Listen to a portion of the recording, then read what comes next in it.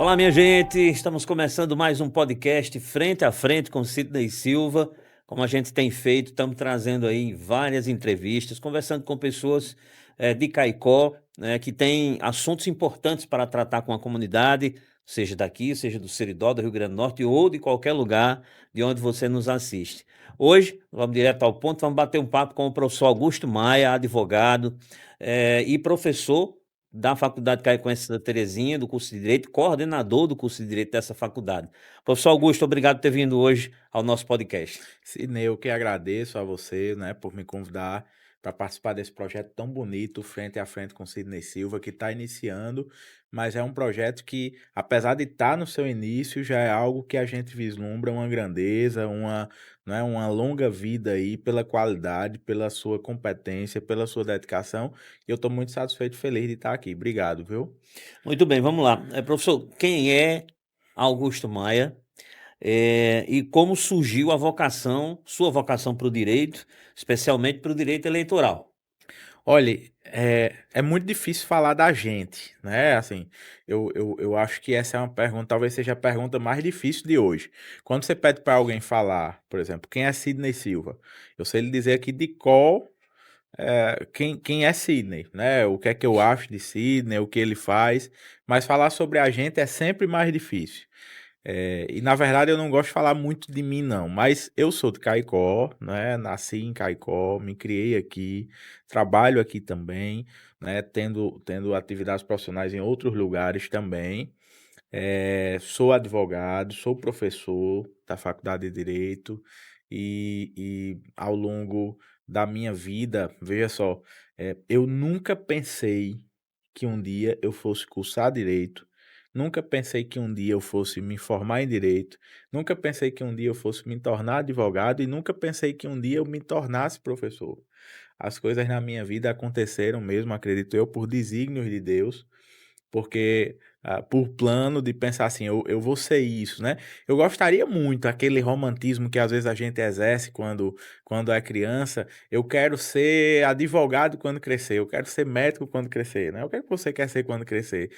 E eu nunca respondi sendo o que eu sou hoje, né? Na verdade, quando eu fui prestar vestibular, na minha época era vestibular ainda, hoje é Enem, né? Então a gente tinha vestibular de várias instituições, você podia fazer em várias instituições ao mesmo tempo. Então, naquela época, eu me recordo que eu passei em vários cursos, assim, você fazia simultaneamente várias instituições a prova. Eu lembro de ter feito, Sidney, vestibular para jornalismo, fiz para jornalismo, fiz para administração, fiz para ciência e tecnologia, fiz para direito também, e fiz para outra área que eu nem lembro mais o que é, mas eu fiz prestei 5 vestibulares diferentes. E aí eu digo muito isso, digo aos meus alunos também. Quem presta vestibular para 5 cursos, né, tão diferentes entre si, porque tem pouca relação, pode saber de qualquer coisa, menos o que quer. Eu não sabia o que eu queria. E aí minha opção por direito foi uma opção porque estava próximo de casa, era uma opção pragmática, eu não queria me distanciar tanto da minha família, comecei a cursar direito, mas ao longo da faculdade a gente vive momentos de altos e baixos, né? E ao longo da faculdade eu, em diversos momentos, pensei em desistir, né? No curso de direito a gente sabe a dificuldade ao longo da caminhada, enfim. Em alguns momentos eu pensava, meu Deus, o que é que eu estou fazendo aqui? Eu realmente tinha essa sensação em alguns momentos. E aí, não desisti do curso, graças a Deus não desisti, motivado muito pelo desejo de não desapontar meus pais, minha família, né? Eu fui seguindo, seguindo, seguindo, e por causa de um estágio, já no fim do 7º período, o curso de Direito tem 10 períodos, então já foi no finzinho do curso, por causa de um estágio, eu me reencontrei nesse curso. E aí, acho que foi na hora certa mesmo, comecei a gostar, comecei a ver a luz no fim do túnel, comecei a vislumbrar um caminho do que eu estava fazendo ali, enfim, e aí depois disso as coisas foram acontecendo, me tornei advogado, depois de algum tempo como advogado, me tornei também professor da Faculdade de Direito, e hoje eu sou extremamente realizado naquilo que eu faço. Se você me perguntasse, Augusto, você se vê ou poderia se ver na sua vida fazendo outra coisa, eu vou lhe responder: não me vejo fazendo outra coisa, senão advogando e sendo professor de direito. Então são essas coisas, os desígnios de Deus, os planos que eu acredito, né, que Deus tem para a nossa vida e que aconteceu na minha vida, e que sou muito grato, porque sou muito feliz fazendo o que faço, e é muito bom quando a gente é feliz trabalhando com o que gosta. Professor Augusto, como é que o senhor concilia hoje o trabalho de professor universitário, coordenador do curso de Direito da Faculdade de Santa Terezinha, a advocacia? Como é que o senhor se desdobra para fazer isso acontecer na vida? Meu amigo, essa é uma pergunta muito boa e às vezes nem eu sei responder, assim, como é que no dia a dia eu consigo lidar com tanta coisa diferente. E olha, Sidney, não é fácil. Eu vou dar um exemplo da advocacia, e isso é curioso, às vezes as pessoas não veem. Quem é o advogado? O advogado é aquele profissional que é procurado por um cliente, geralmente quando o cliente está passando por um problema difícil, que está com uma dificuldade na vida, está com uma dívida, está se divorciando, perdeu um bem, perdeu alguém querido, e aí ele vai e procura um advogado para resolver a questão dele naquele momento. Então perceba, a pessoa já vem num momento que não é fácil para a vida dela. E aí, portanto, a nossa profissão na advocacia, ela lida muito com os problemas das pessoas. Se eu lidar num dia, se eu tiver contato com 10 clientes, quase todos eles vai ser com problemas deles, para que eu resolva. É a nossa missão na advocacia resolver problemas. Eu digo muito que um advogado, ele é um resolvedor de problemas, ele é um facilitador da vida das pessoas. Quem for advogado e não pensar assim, está no canto errado. A gente é profissional para facilitar a vida das pessoas. E se a gente levasse para o direito ia dizer: você é alguém que deve buscar a pacificação social. O que é a pacificação social? Não é a paz naquele sentido genérico de não ter guerra. É a paz no dia a dia, entre as pessoas, né? Na nossa sociedade, as pessoas resolvendo seus problemas, suas celeumas, seus dilemas, vendo a justiça ser efetivada no dia a dia, na vida real delas, enfim. E aí, veja, isso causa para a gente um peso muito grande. Porque se eu atendo diversas pessoas num dia, cada uma delas com seus problemas particulares de cada um, enfim, mas aí muitas vezes são problemas sérios, problemas difíceis de solucionar, e a gente tem que criar esse filtro, né? Olha, eu estou resolvendo esse problema é importante para mim, porque afinal de contas é um problema de um cliente meu, sendo um problema de um cliente meu, é um problema meu também. Mas eu não posso deixar aquele problema me derrubar, diminuir minhas forças, né? Porque no dia seguinte eu tenho que estar de pé de novo, justamente para atender mais pessoas e para resolver mais problemas. Então, é curioso porque quando chega o fim do dia, assim, sabe aquela exaustão que você não consegue mais fazer nada, pensar em nada, ler nada, raciocinar absolutamente nada, porque o dia lhe consumiu por completo. Essa é a sensação que eu tenho quando chega o fim do dia, né? E aí, além disso tudo, tem a questão ainda da faculdade, tanto da coordenação de curso quanto da sala de aula em si.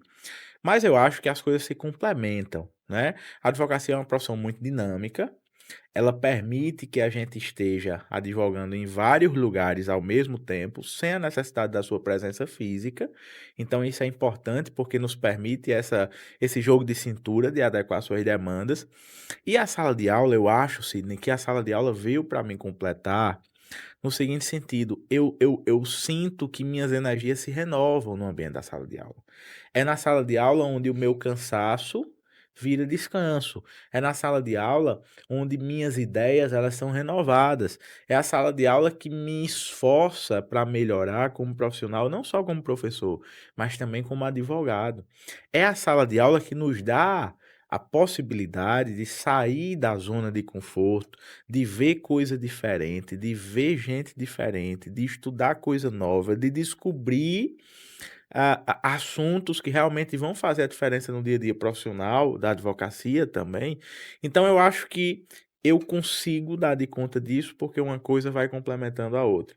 Ao mesmo tempo que a advocacia puxa muito, porque você é um resolvedor de problemas e como resolvedor de problemas, você lida com muitos dilemas ao mesmo tempo, mas a sala de aula vem em contraponto a isso, sendo um combustível, um renovo, né, um descanso.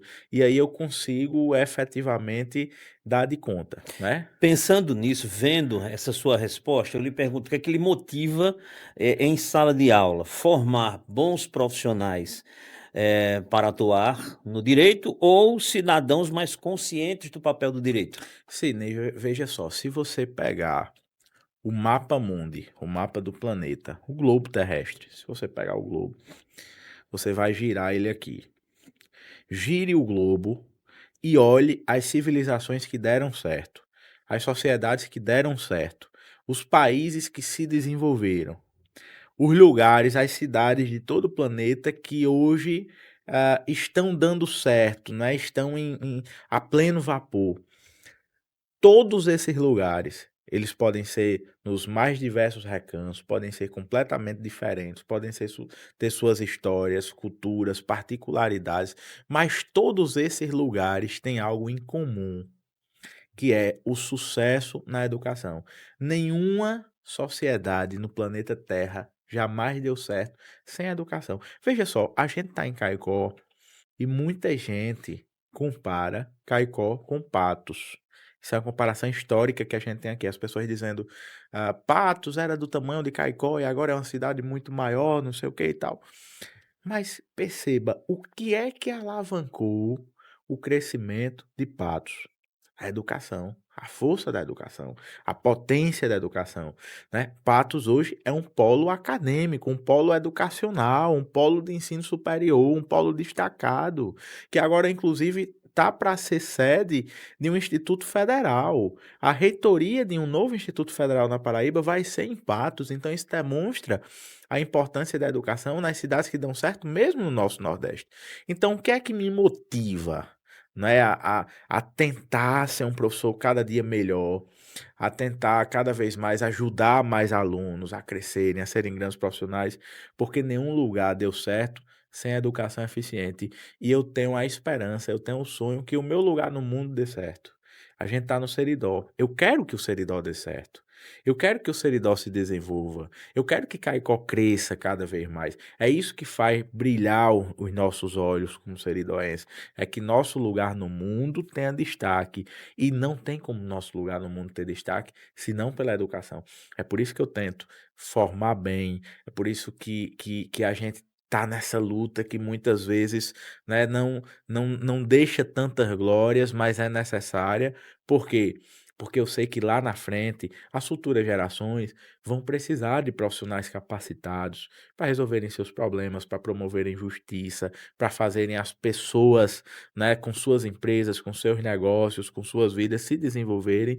Então, não tem como o Seridó se desenvolver sem profissionais capacitados. E é por isso que a gente luta por uma educação melhor. Mas tem uma coisa que eu sempre digo, destaco muito isso como missão na faculdade. De nada vale se a gente só formar bons profissionais.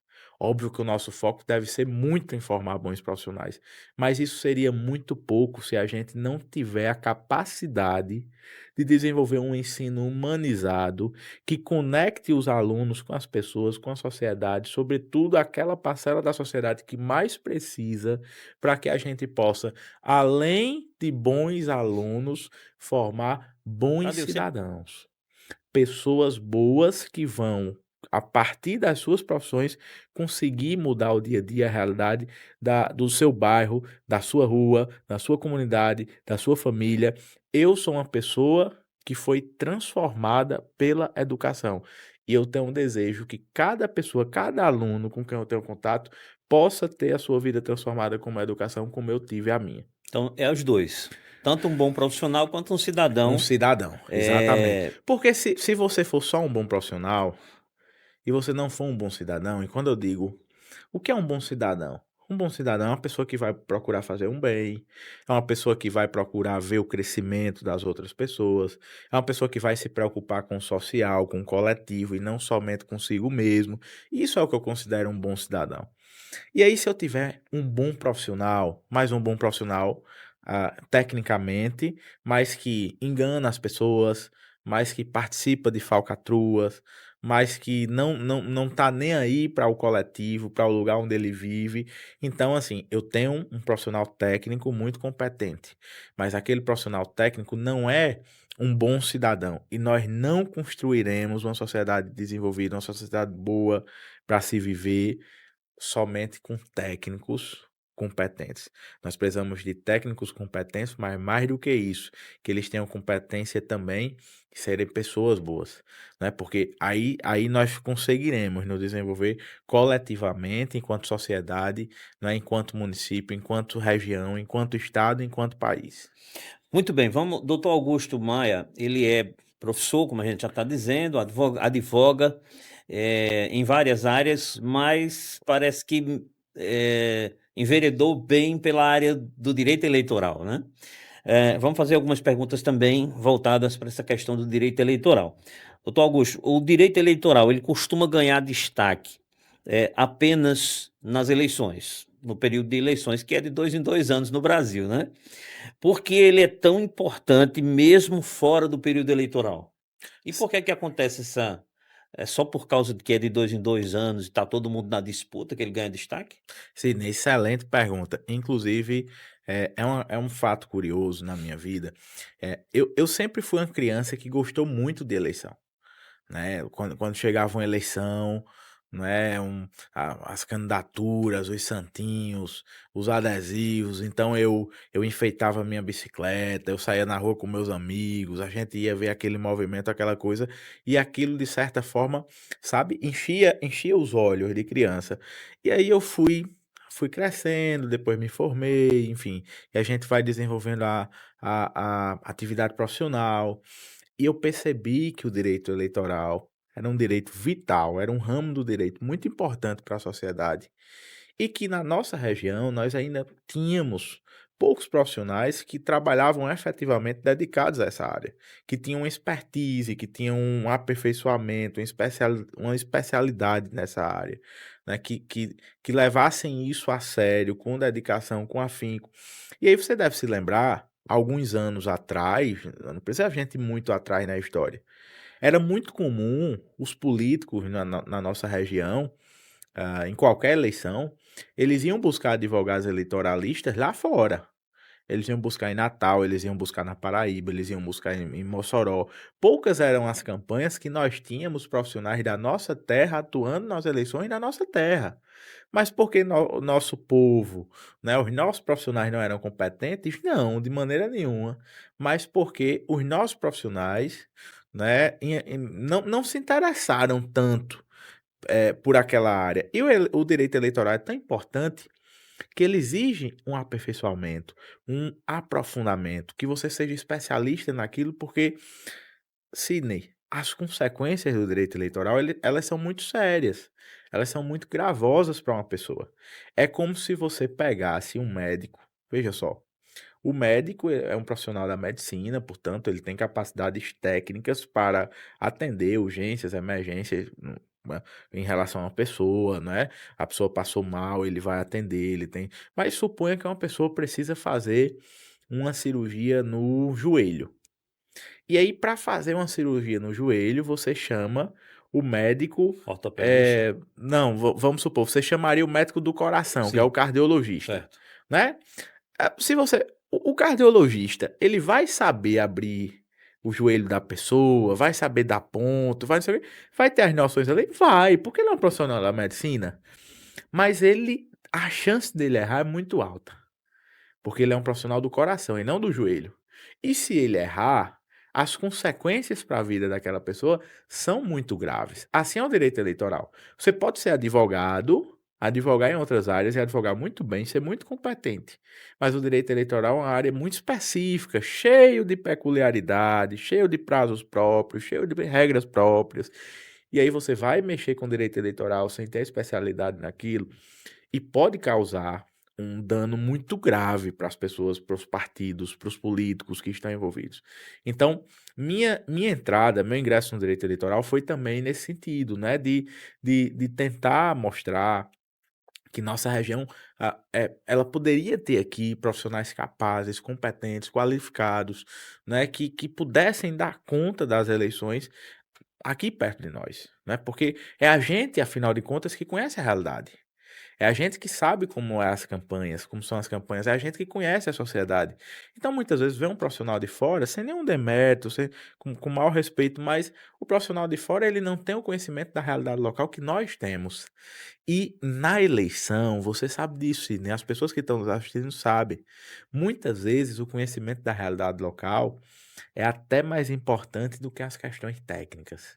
Porque de nada adianta você cuspir direito, saber o direito na ponta da língua, se você chegar para advogar numa eleição, sei lá, vou usar um exemplo aqui da Paraíba, lá em São José do Breves do Cruz, por exemplo, e não souber a realidade da eleição de São José do Breves do Cruz.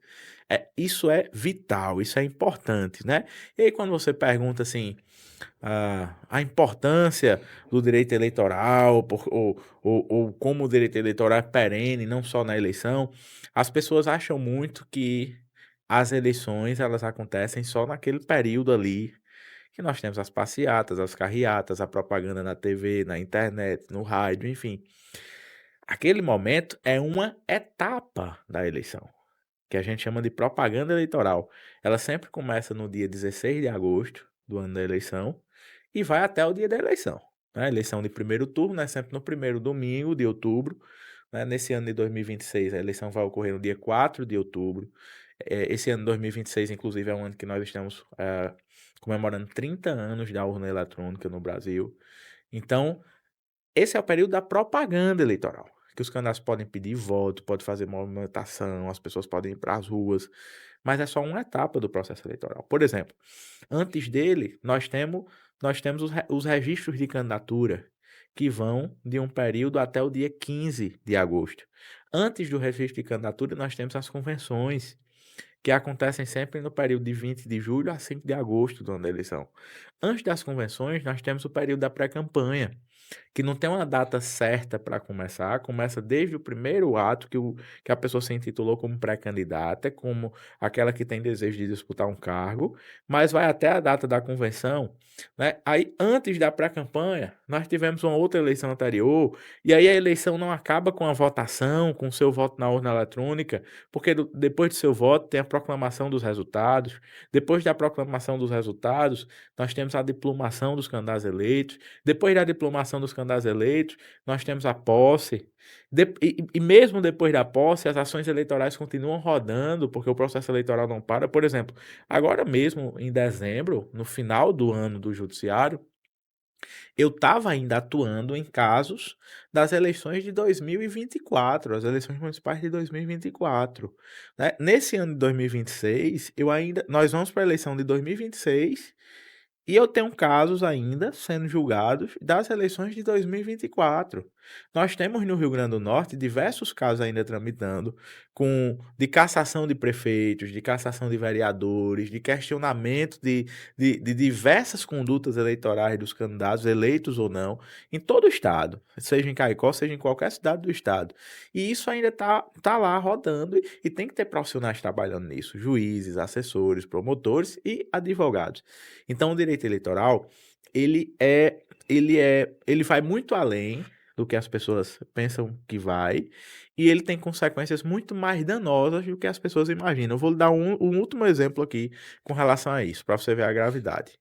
Nós estamos, né, iniciando o ano de 2026, e até o dia 31 de dezembro de 2025, qualquer instituto de pesquisa, qualquer pessoa poderia publicar uma pesquisa nas Até suas o redes dia, sociais, foi até até o o dia dia 31 de dezembro 31. de 2025.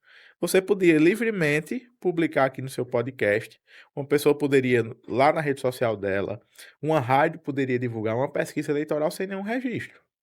A partir de 1º de janeiro, né, quando o ano virou, a partir de 1º de janeiro, o simples fato de ter virado o ano, né, e a gente, poxa, agora nós temos uma característica nova. Nós estamos em 2026 e é ano eleitoral. Então, a partir de 1º de janeiro, nós temos na regra, na norma eleitoral, que as pesquisas eleitorais elas devem ser registradas. Elas devem ser registradas.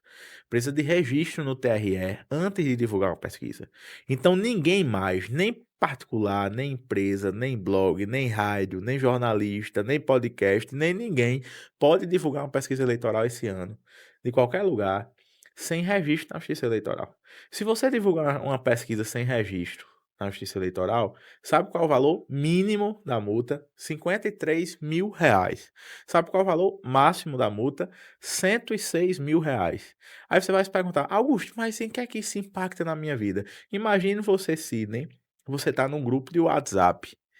E lá no grupo do WhatsApp você diz, poxa, vou inventar uma pesquisa agora divulgando os números aqui, colocando A meu tal da candidato na enquete, a frente, tal da né? enquete. Vou fazer uma enquete aqui, divulgar. Pronto, Sidney Silva, o candidato Sidney Silva está com 59%.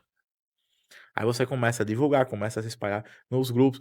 Essa simples divulgação num grupo de WhatsApp pode ser qualificada como uma divulgação de uma pesquisa sem registro e que vai lhe causar uma multa de pelo menos R$ 53.000. A multa mínima, R$ 53.000. Aí as pessoas se perguntam, mas o impacto é só financeiro? Não. Se você não pagar a multa, você vai para a dívida ativa da União. Vai ficar lá com o nome sujo, né? Depois, se você não vai conseguir tirar a quitação eleitoral, não vai poder votar. Se você passar num concurso público, não vai poder assumir seu cargo público, porque para assumir o cargo público precisa da quitação eleitoral. Se você se formar na faculdade, seja de direito ou de qualquer outra área, você não vai poder tirar seu diploma, porque para emitir seu diploma precisa da quitação eleitoral. Então perceba, é uma coisa que pode impactar muito a vida das pessoas, né? E aí, só para fechar esse assunto, a pesquisa eleitoral é diferente da enquete. As pessoas podem divulgar enquete no Instagram, enquete no WhatsApp, enquete no Facebook, onde elas queiram, até o dia 15 de agosto. É permitido até o dia 15 de agosto, pode divulgar enquete. Mas você tem que deixar claro que é uma enquete, que não é uma pesquisa. Se você não deixar claro lá, colocando um asterisco, isso não é uma pesquisa, é uma enquete. Você pode incorrer justamente naquela conduta de divulgar uma pesquisa não registrada e pagar uma multa de pelo menos 53.000. Olha como a linha é tênue, né? Porque a questão é que a pesquisa, ela tem um plano amostral, ela tem uma capacidade científica, um estudo científico envolvido. E a enquete é algo amadora, é algo que você faz ali, por exemplo, na rede social e divulga. Então, se as pessoas nesse ano eleitoral não tiverem esse cuidado de diferenciar enquete e pesquisa, né? Querer passar gato por lebre, divulgar uma enquete como se pesquisa fosse, isso pode mexer muito no bolso, mas não só no bolso. Então, esse é um exemplo muito clássico que a gente está vendo agora, né, de como o direito eleitoral ele pode impactar na vida das pessoas muito além das eleições, muito além do que as pessoas imaginam. Muito bem, estamos conversando com o professor Augusto Maia, advogado.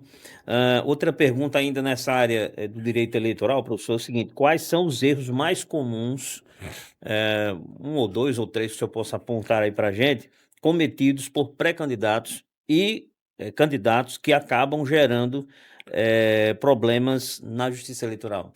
Sidney, antes de falar de pré-candidatos, é preciso que a gente explique para a nossa audiência o que é uma pré-campanha. Essa figura da pré-campanha, ela não existia no Brasil até 2016, né? Então, até 2016, as eleições de 2016, qualquer entrevista, até entrevista no podcast que você desse antes do período eleitoral, poderia ser considerado campanha antecipada. Aí a lei muda e a partir das eleições de 2016, nós temos a criação dessa figura que nós chamamos de pré-campanha. O que é a pré-campanha? É uma campanha pretérita, portanto, uma campanha antecipada que é permitida pela lei.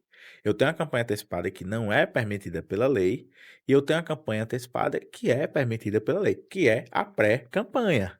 Quem participa da pré-campanha? Os pré-candidatos. Quem são os pré-candidatos? São aqueles que querem postular um cargo.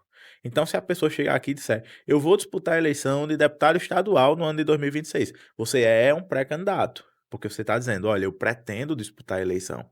E aí, aqueles que são pré-candidatos, eles têm que seguir a regra, o que a lei diz, né, sobre a pré-campanha. Então, na pré-campanha, o que é que a lei diz hoje? Para a gente resumir.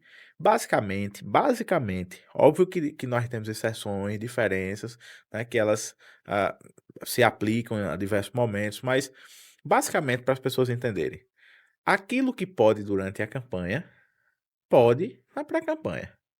Aquilo que não pode na campanha, não pode na pré-campanha. Por exemplo, na campanha, você pode dar uma entrevista de rádio? Pode. Pode dar uma entrevista no podcast? Pode. Você pode fazer uma reunião com as pessoas na calçada ou num clube, num ambiente, enfim, pode. Então, na pré-campanha, você pode fazer isso também. Agora, vamos lá. Na campanha, você pode colocar outdoor, aquelas imagens bem grandes na entrada da cidade? Não pode. Na pré-campanha, não pode. Na campanha, você pode comprar apoio, voto? Não. Na pré-campanha, não pode.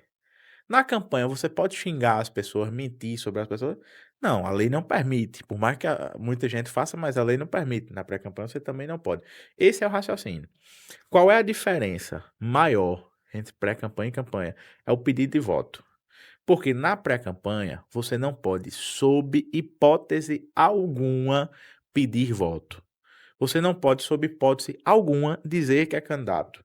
E aí eu preciso abrir um parênteses aqui para dizer que, atualmente, a justiça considera até que pedir voto não é só dizer conto com seu voto, preciso do seu voto, quero o seu voto, preciso de você. Não. Existe hoje o que a gente chama de palavras mágicas, que são aquelas declarações indiretas que conduzem a um pedido de voto.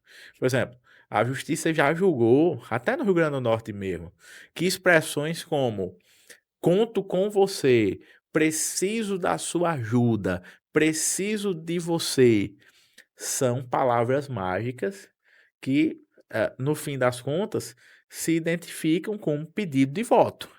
Então, isso não pode acontecer na pré-campanha. Se acontecer na pré-campanha, quem fez pode ser um pré-candidato, pode ser um cidadão que não seja pré-candidato, mas quem praticou aquilo, vai responder na justiça, pode responder na justiça, pode ter multa, né? Lá na frente, juntando tudo pelo conjunto da obra, pode se classificar como um abuso de poder. Então, você pergunta assim, o que é que os pré-candidatos mais erram, mais costumam errar? Pedir voto.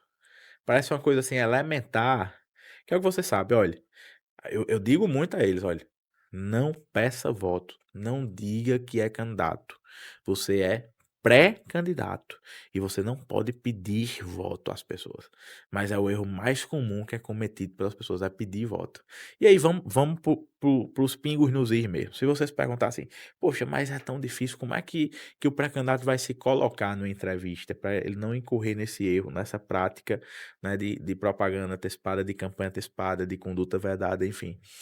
Eu digo muito a eles assim, no lugar de você fazer uma declaração chamando a pessoa para vir até você, esse é o raciocínio. Por exemplo, conto com você, preciso de você, que eu disse que já foi caracterizado como palavra mágica. Então perceba, isso dá a ideia que você está chamando a pessoa.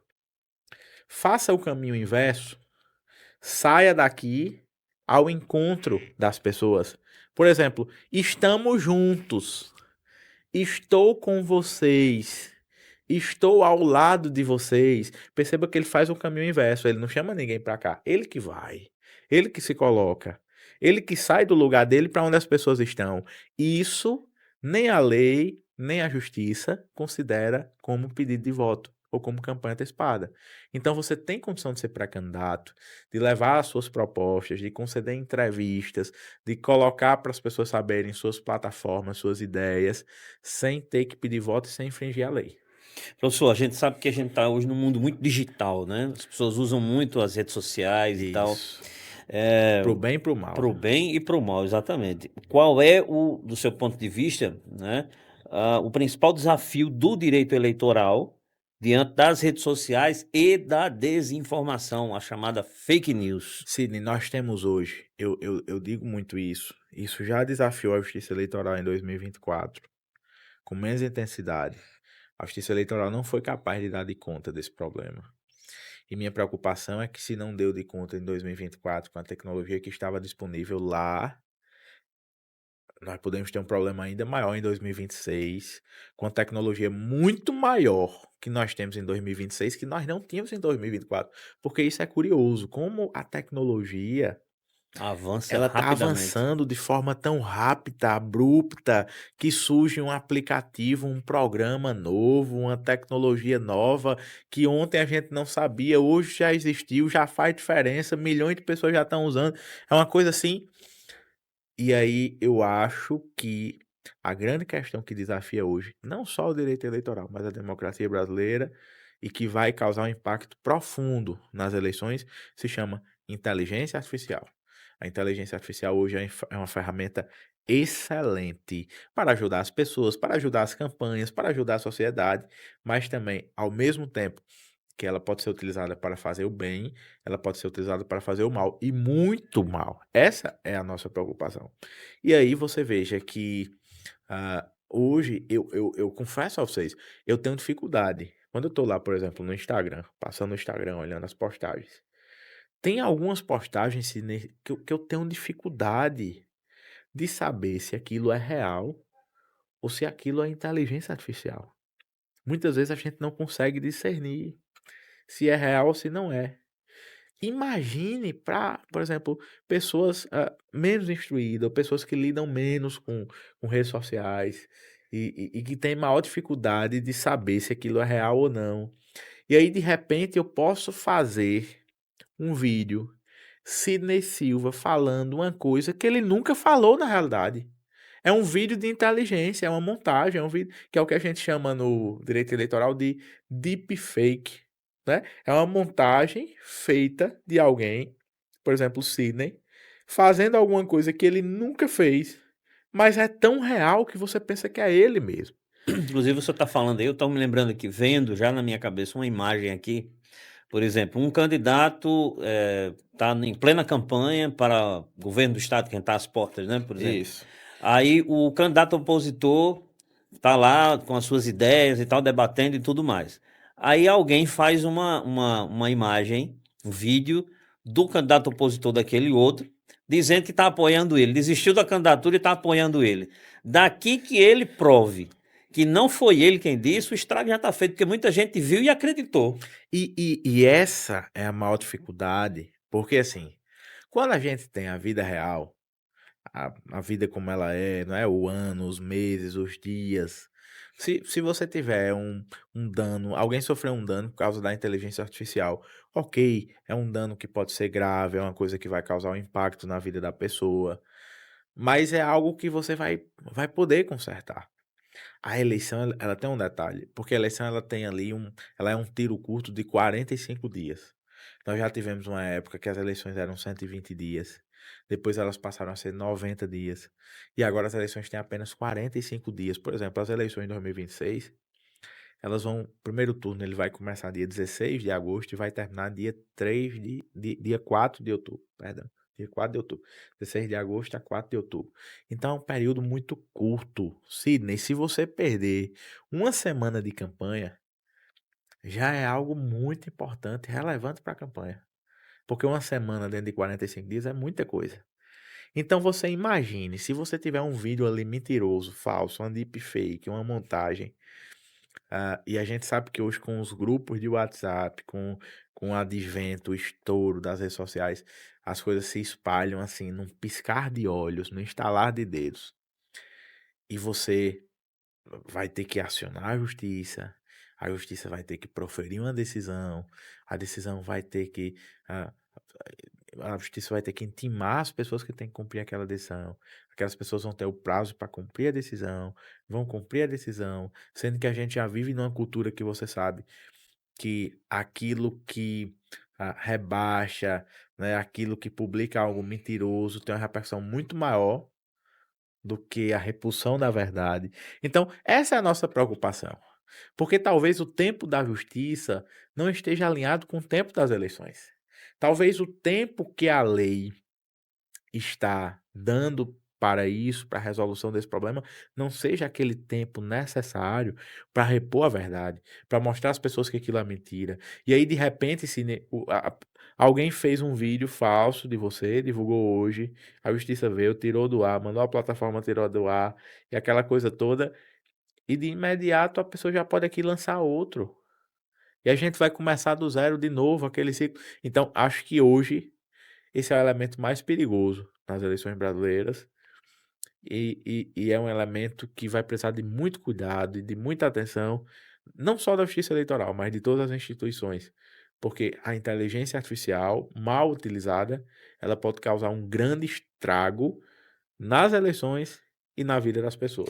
Professor, quem compartilha informações nas redes sociais, em grupos de WhatsApp, por exemplo, ou no Instagram, Facebook, YouTube, qualquer outra rede que seja, em TikTok, sem checar, faz o repasse da informação que chega para ele sem checar, e não for verdade, por exemplo, for uma mentira, for uma fake news, isso pode gerar alguma responsabilidade jurídica para aquela pessoa? Tem muita gente que acha que a internet é terra sem lei.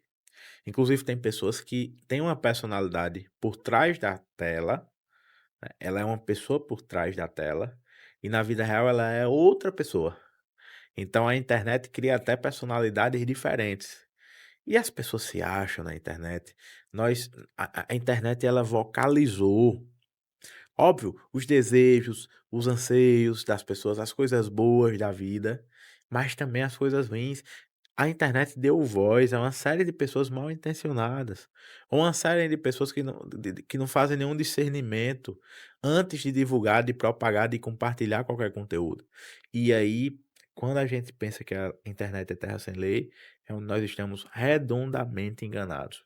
Porque o responsável por uma mentira divulgada na rede social não é apenas aquele que publicou a mentira. Todos aqueles que compartilharam a mentira, eles ratificaram a mentira. Eles passaram a mentira à frente. Eles compartilharam daquela mesma mentira, daquela mesma notícia falsa. E, portanto, eles podem também sofrer as consequências.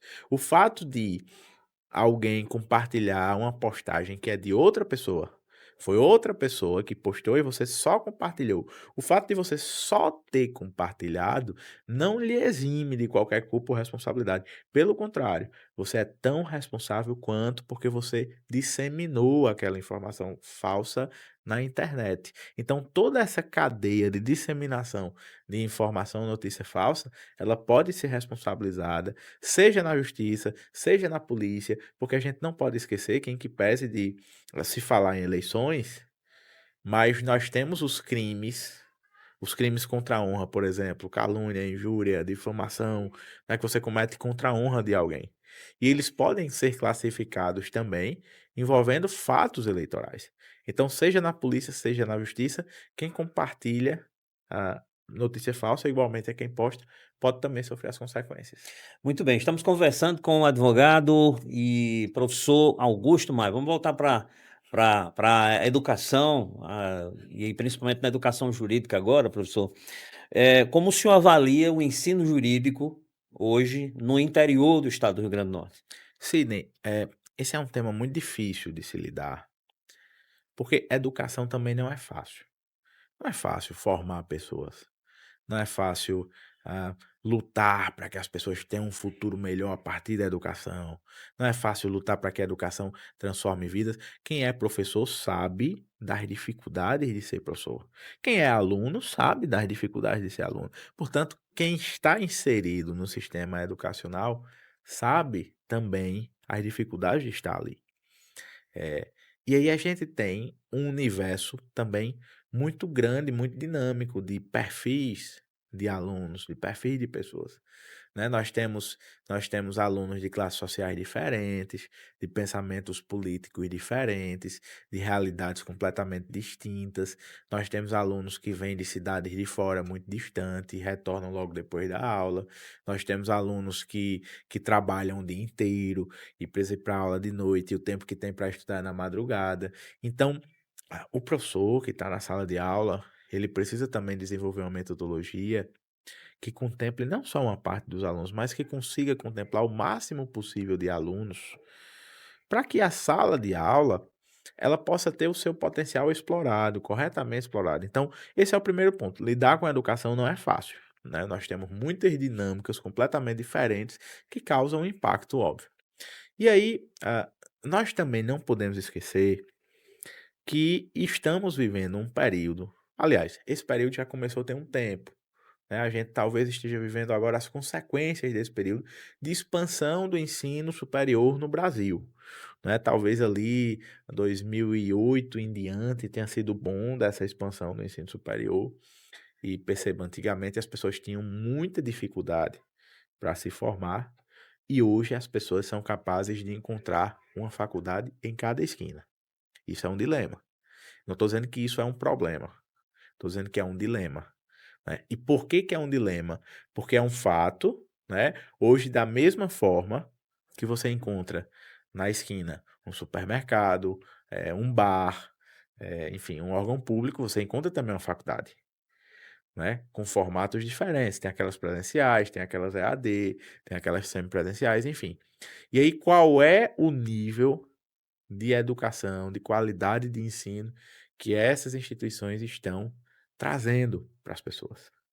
Porque dizer que forma é muito simples, mas o mercado de trabalho ele é duro, o mercado de trabalho ele exige, as pessoas exigem que os profissionais sejam qualificados, senão aquele profissional não vai encontrar espaço. Qual é o nível de profissional que estamos formando? E aí tem um terceiro ponto que nós temos que considerar, né, para efetivamente dar uma resposta a essa pergunta. É nós estarmos no interior do Brasil. Não é só o interior do Rio Grande do Norte, é o rincão do Brasil. É o interior do Brasil.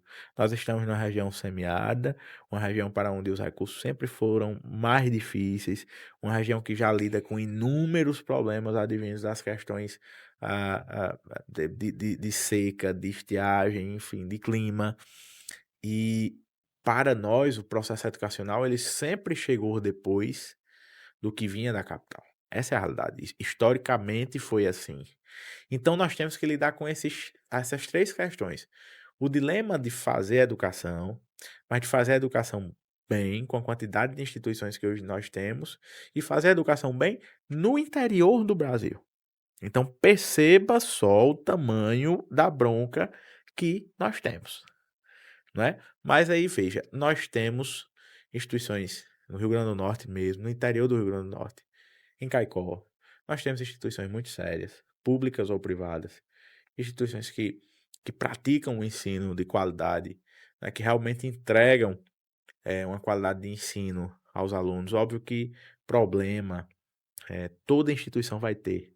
Na nossa casa tem problema. Imagine uma instituição com a quantidade de pessoas envolvidas. Então é óbvio que toda instituição vai ter seus problemas, mas ao mesmo tempo também as suas virtudes, as suas muitas virtudes.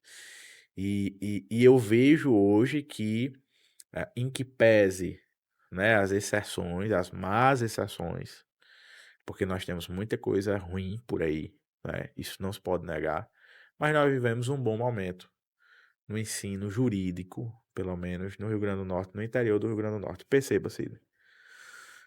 Nós temos hoje, quando a gente fala em matéria de pós-graduação em estrito senso, que é mestrado ou doutorado, nós temos hoje um mestrado em Direito em Mossoró, que foi o primeiro mestrado em Direito no interior do Norte e Nordeste do Brasil. Foi em Mossoró, lá na UFESA. Então perceba, o primeiro mestrado em Direito do interior do Norte e Nordeste do Brasil só foi fundado em 2019, lá em Mossoró. Mas isso é importante. Significa que no interior do Rio Grande do Norte já tem pós-graduação de peso, né? Além disso, nós temos a sede de universidades, seja da pública, né? Da UFESA em Mossoró, da UERN em Mossoró também, da UFCG em Campina Grande. Por exemplo, Patos agora vai ser sede também no Instituto Federal do Sertão da Paraíba, que o governo agora criou uma lei implantando esse Instituto Federal. Mas nós temos também instituições privadas que são muito eficientes e muito boas no que fazem. Isso deve ser exaltado. E aí eu lhe dou um exemplo básico, eu vou falar do curso de Direito, que é onde eu acho que eu tenho mais propriedade para falar. Nós temos atualmente no Rio Grande do Norte 24 cursos de Direito em atividade no Brasil. Desses 24 cursos de Direito em atividade, o MEC atribui um conceito de 0 a 5. 5 é o conceito máximo, 0, óbvio, o menor conceito. E aí, desses 24 cursos de Direito no Rio Grande do Norte, apenas 4 deles tem, aliás, agora 5, apenas 5 deles têm nota máxima no MEC. Dos 24 cursos de Direito do Rio Grande do Norte, apenas 5 têm nota máxima no MEC, que é a nota 5. E desses 5 que têm nota máxima, 2 deles são privados e estão no interior do estado. um em Mossoró e outro em Caicó, que é o nosso da Faculdade Santa Terezinha. Então, perceba, isso demonstra que o interior tem plenas condições também de oferecer um ensino de qualidade, de formar profissionais de qualidade. Perceba assim, né, o exame de ordem da OAB, né, que é o exame que o aluno que quer advogar, o exame da OAB serve para o bacharel em direito que quer advogar, quer ser advogado, não basta o título de bacharel em direito. Ele precisa fazer uma prova, que é o povo chama de prova da OAB, é o exame de ordem da OAB. Você precisa fazer uma prova para passar naquela prova e se inscrever como advogado. Isso é o que ele habilita para exercer a advocacia. E no Brasil, inclusive historicamente, nós temos um índice muito baixo de aprovação na prova da OAB, né? Se estima que a média nacional nesse último exame foi cerca de 23% de aprovação. Logo, nós temos um percentual de reprovação superior a 70%. Isso é muito alto. Isso quer dizer o quê? De cada 10 pessoas que prestam o exame de ordem da OAB, mais de 7 são reprovadas. Isso talvez seja um sintoma da formação jurídica no Brasil, que é o país do mundo que tem mais cursos de direito. Mas, por exemplo, o nosso curso de direito aqui, no exame de ordem da OAB, ele tem feito o caminho inverso. No lugar dele seguir a média nacional, que tem mais de 70% de reprovação, ele tem tido mais de 70% de aprovação. Então, enquanto a média nacional diz que 23, 25% das pessoas são aprovadas na OAB, nós aprovamos 70 ou mais. Então, isso é muito positivo, é muito importante, né? São números e as pessoas dizem muito assim, contra números não há o que se argumentar, né? De fato, o número está dizendo que nós possivelmente estamos no caminho certo. Isso demonstra que o ensino jurídico no Rio Grande do Norte, no interior, com instituições tão sérias que nós temos, né?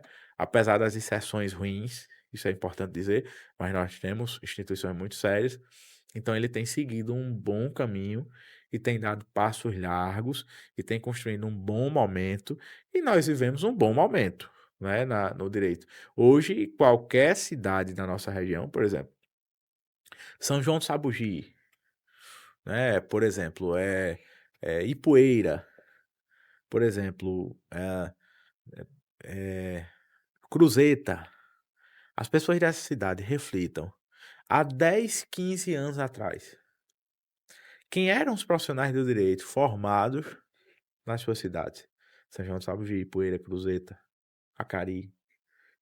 Possivelmente as pessoas vão dizer um ou dois nomes, se é que terá um ou dois nomes. Hoje as pessoas são capazes de dizer, não, tem fulano, tem ciclano, tem beltrano, tem não sei quem, tem fulano filho de não sei quem e tal. Você vai conseguir enumerar vários profissionais e são profissionais bons, são profissionais muito competentes, muito capacitados. Lá em Poeira, lá em São João, lá em Cruzeta, lá em Acari e outras cidades da nossa região. Por quê? Isso se deu graças à interiorização do ensino e à capacidade de qualidade que o ensino no interior do Rio Grande do Norte tem tido. Se não fosse assim, nós não teríamos esses profissionais capacitados nessas cidades. E aí, Cine, imagine, para fechar, aquilo que a gente viu no início da nossa conversa. Nenhuma sociedade se desenvolve sem educação. Imagine a situação lá de Cruzeta. Quantas pessoas em Cruzeta necessitam de um profissional da advocacia? Para qualquer questão que elas tenham.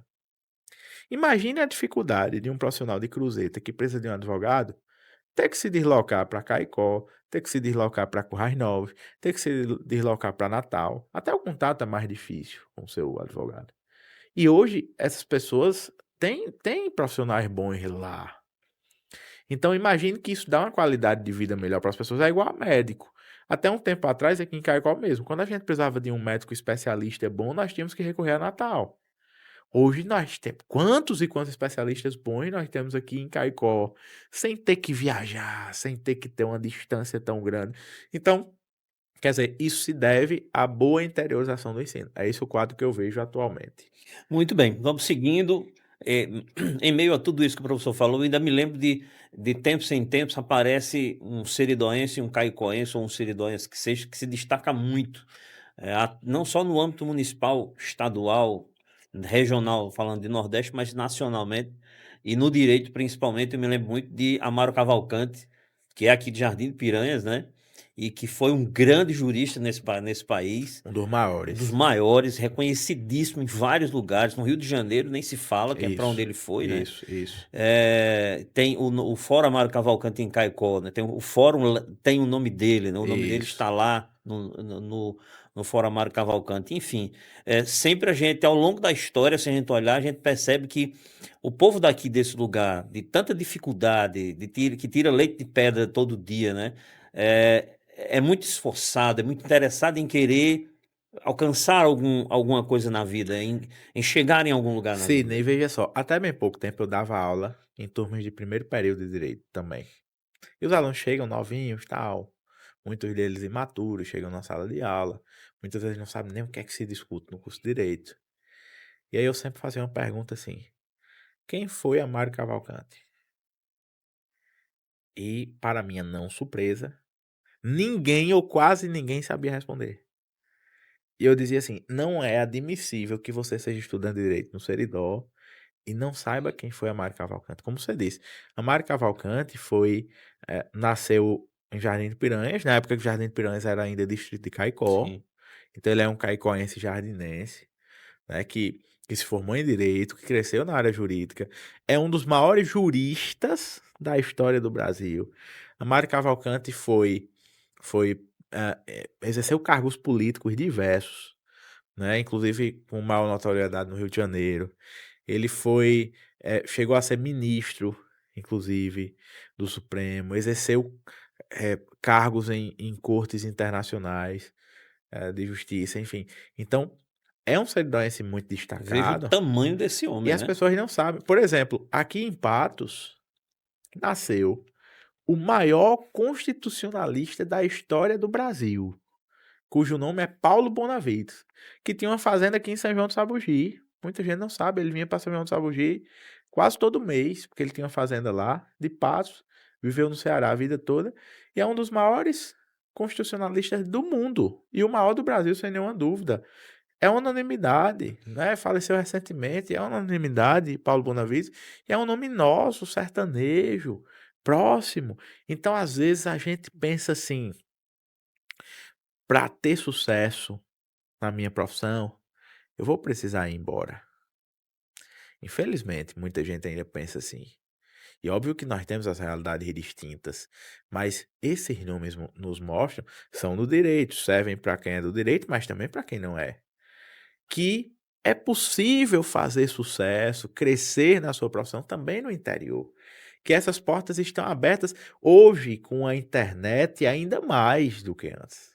Então, é possível, a partir do interior, gerar bons exemplos, né? Levar nomes de destaque no cenário da sua profissão e fazer com que a sociedade do seu lugar ganhe, porque está tendo um grande profissional ali, mas que não existe mais barreiras, muros, que impeçam de você crescer na sua profissão para outros lugares, porque você está no interior do seu estado. Professor, a democracia brasileira, ela corre risco hoje? Se sim, de onde vêm as maiores ameaças? Veja só, Sidney, quando a gente fala em Eu tô, democracia, eu tô perguntando isso por conta de tudo que a gente viveu nesse último ano, né? Acho que nesses últimos anos, na verdade, nesse último ano não, nesses últimos anos, na vida política do país que está intrinsecamente atrelada à questão da democracia. veja só, Sidney, essa sua pergunta é muito boa e é boa, inclusive, porque a gente vive um momento em que as pessoas estão falando muito sobre Venezuela, Sim. né? E é bom falar da democracia utilizando o exemplo da Venezuela. Eu vou citar aqui a você um exemplo. Lá na Venezuela, isso as pessoas, eu acredito que é unanimidade, ou quase unanimidade, as pessoas são conscientes de que isso acontecia. Quando o presidente Nicolás Maduro tinha um opositor, ele perseguia aquele opositor. Ele perseguia a família do opositor, né? As pessoas, muita gente desapareceu por causa de política na Venezuela. Muita gente morreu, muita gente deu sangue, né? Muitas pessoas não podem sequer expressar suas opiniões. Mas a gente não precisa ir na Venezuela para refletir sobre isso. No Brasil da década de 60, da década de 70, do início da década de 80, também era assim. As pessoas morriam por causa de política, as pessoas eram presas por causa das suas posições políticas, as pessoas perdiam suas famílias por causa das suas posições políticas, as pessoas tinham que se exilar nos outros países por causa das suas posições políticas. Eh, e aí existe um regime chamado democracia, em que ele dá a liberdade das pessoas se posicionarem com a garantia de que não serão presas, de que não serão perseguidas, de que não serão exiladas. Não é a liberdade absoluta, porque nenhum direito é absoluto. Nenhum direito é absoluto. Até tem uma expressão popular que as pessoas utilizam muito: o meu direito termina quando o seu começa. Né? Então, as pessoas usam muito isso. Isso está dizendo claramente o quê? Nenhum direito é absoluto. Todo direito tem um limite. Então, eu não posso aqui ir para a internet e falar o que eu quiser sobre si, nem se eu ter nenhuma consequência. Eu vou ter consequência, tem limite. Eu não posso chegar na rua e matar alguém, dar um tiro numa pessoa, sem ter nenhuma consequência, porque o direito tem limite. Eu não posso chegar no meu carro lá na rua e parar num canto proibido ou passar no sinal vermelho sem ter uma consequência, porque o direito tem limite. Mas o que é que a democracia nos proporciona?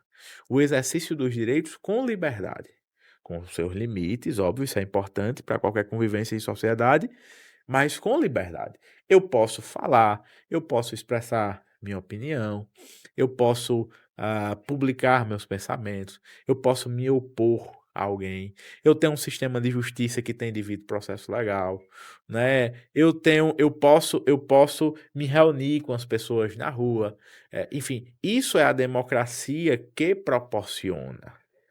Eu posso escolher o meu representante, eu posso votar em quem eu quero. Se a pessoa que eu votei não deu certo, eu tiro ela, coloco outro.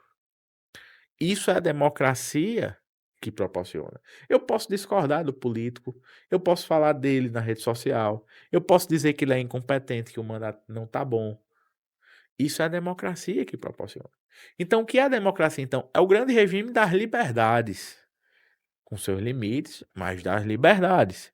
O Brasil tem uma história problemática com a democracia, né? Que é uma vida assim sucessiva de ditaduras. O Brasil tem períodos ditatoriais muito longos e muito constantes, com uma vida democrática que para a gente ainda é nova esse período de estabilidade democrática. Perceba assim, né?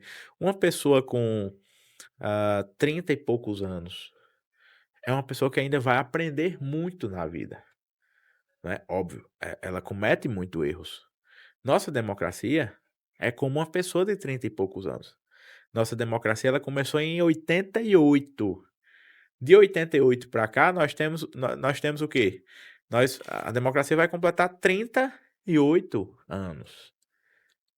Então, óbvio que ela vai ter problemas, óbvio que ela vai ter crises, óbvio que ela vai ter questões que precisam ser resolvidas, óbvio que ela vai aprender com os próprios erros, porque ela está em amadurecimento. Nós não podemos cair na tentação de esperar um regime pronto. No entanto, se diz muito, e eu acho que é muito acertada a expressão, ah, a democracia é o pior dos regimes, exceto todos os demais. Ou seja, ela é um regime com muitos defeitos. Óbvio que sim. Porque a sociedade tem muitos defeitos no geral, tem muitos problemas no geral, tem muitas problemáticas no geral.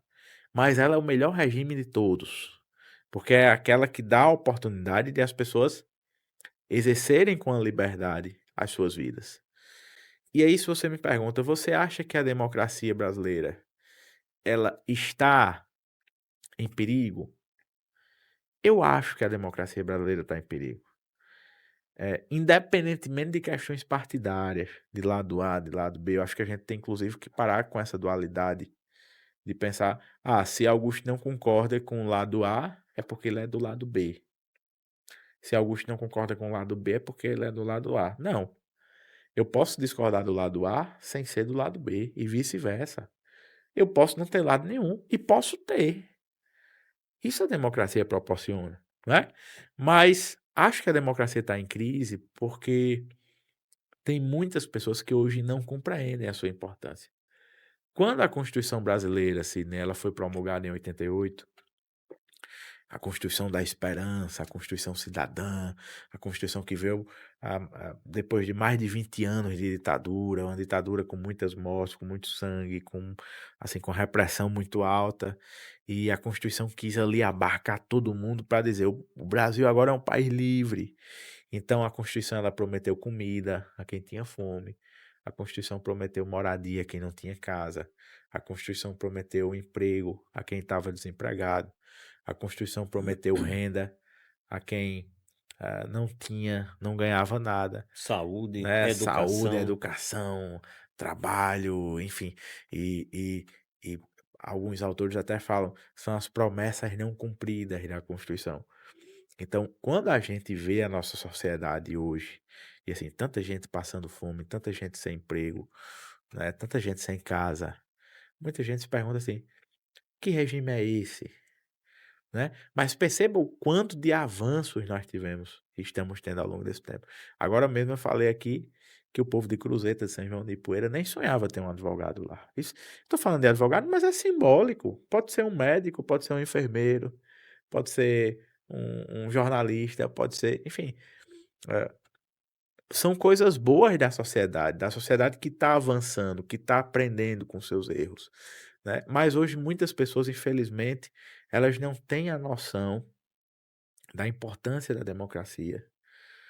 Eu vejo muitas pessoas pedindo por ditadura, né? E as pessoas não têm noção do risco de uma ditadura, seja militar ou civil, mas não têm noção do risco de uma ditadura numa sociedade. Nós podemos ter todos os defeitos possíveis no nosso regime democrático, mas ele ainda é o melhor de todos, porque ele é o que dá a capacidade da gente se reinventar, Mas, professor, da gente virar o atrapalhando seu jogo. raciocínio, inclusive, sobre esse ponto que o senhor falou aí, muita gente, o senhor disse que vê muita gente pedindo eh eh, pela ditadura, né, pelo retorno da ditadura. Ao longo desses últimos anos, a gente viu realmente muita gente pedindo pelo retorno, dizem assim: "O exército assuma, que o exército tome de conta e tal, não sei o quê", mas são pessoas que viveram aquele momento. Muitas delas, das que estão pedindo, tem da nova geração? Tem, que não viveram aquele período. Mas tem também as pessoas que viveram naquele período, que estão lá, que estão pedindo, entendeu? Pessoa de cabelo grisalho, que eu imagino assim, essa pessoa deve ter 70, 60 anos, que esteve naquele período, não tem condições dela não saber como é. E também estão Exatamente. pedindo. E tem uma frase que diz assim, Sidney, relembrar para não esquecer. Sim, Né? A gente precisa sempre relembrar o que foi a ditadura militar brasileira e o que é uma ditadura. Se você não quiser ver do Brasil, não tem problema. Veja da Venezuela, veja de outro país ditatorial, né? Assim, o que é que leva as pessoas a pensarem que uma ditadura é ruim em um país e vai ser bom aqui? A ditadura é ruim em qualquer lugar. A ditadura é ruim de esquerda ou de direita. A gente precisa ter ódio e nojo à ditadura, porque ditadura não melhora a vida de ninguém. Pelo contrário, endurece a vida das pessoas, prende as pessoas, literalmente, inclusive. Então, quando eu vejo que a gente ainda tem tantas pessoas que só podem dizer isso, que querem uma ditadura, porque estão na democracia. Olha que paradoxo. Se elas estivessem numa ditadura, elas não poderiam dizer. elas não poderiam dizer que queriam uma democracia. Pelo simples fato que elas não podem se expressar numa ditadura. Por estarem numa democracia, elas têm a possibilidade de dizer, eu quero uma ditadura. É a democracia que garante isso. Olha que paradoxo. A democracia que garante que a pessoa, por exemplo, xingue a própria democracia. E as pessoas não se dão conta que vivem isso porque o regime democrático permite que elas vivam isso. Então, enquanto nós não tivermos, né, uma Constituição consolidada, uma democracia consolidada, uma democracia que venceu diversas etapas, diversos momentos traumáticos, que venceu, né? Passei por isso e venci. Então acredito que a gente continuará sempre com essa sombra, com esse apelo, com esse risco, porque é natural da história brasileira. Os momentos democráticos vividos no Brasil, incrivelmente até hoje, são momentos democráticos que foram interrompidos depois de poucos anos. Né? O momento democrático com maior estabilidade que a gente está vivendo é esse agora, com 38 anos de democracia. né? Mas ainda é uma democracia muito jovem. Uma pessoa de 38 anos, eu imagino, ela se considera uma pessoa muito jovem. Uma pessoa inacabada, uma pessoa que está aprendendo todo dia, uma pessoa que vai errar, mas vai aprender com o seu erro. E por que que a gente considera que é normal uma pessoa de 38 anos errar? E não é normal que a democracia erre. Ela vai ter seus erros, vai ter seus problemas, né? Mas a gente precisa ter a compreensão de nós, coletivamente, em sociedade, conseguirmos melhorar o nosso regime democrático. Que é a democracia? A democracia somos nós, né? E aí, se você pensar, que democracia é essa que ainda tem tanta gente com tantos problemas? Mas somente a democracia vai ser capaz de melhorar os nossos problemas. Porque uma ditadura, do contrário, ela não vai resolver problema nenhum e somente vai aprofundar as nossas desigualdades. Muito bem. A gente poderia passar aqui a semana conversando com o professor Augusto, que tinha pano para manga, né? Como se diz. Mas a gente precisa encerrar. Professor, quero agradecer sua participação com a gente aqui hoje, tá certo? Por ter vindo aqui. Eu quero que o senhor volte em outros momentos para a gente falar sobre outros temas, sobre outros assuntos que eu sei que dá para a gente conversar. Muito obrigado mesmo, tá certo? Por ter vindo aqui para conversar com a gente. Sidney, eu que agradeço imensamente a você e a sua audiência pela generosidade, pela paciência, pelo convite de estar aqui. Na verdade, quem se alegra com esse convite sou eu de estar aqui na sua presença, de estar com o seu público, de estar vendo o nascimento e a consolidação de um projeto tão bonito como o Frente a Frente com Sidney Silva. E eu quero parabenizá-lo pela coragem, pela iniciativa e dizer que quando você precisar, estaremos aqui para falar de advocacia, para falar de direito, para falar de direito eleitoral, para falar de política, para falar da sociedade, para falar do que for preciso, porque conversar faz bom, conversar faz bem e conversar frente a frente com o Sidney Silva é ainda melhor. Forte abraço, professor Augusto. Obrigado você que acompanhou a gente. Se ligue, próxima semana tem mais.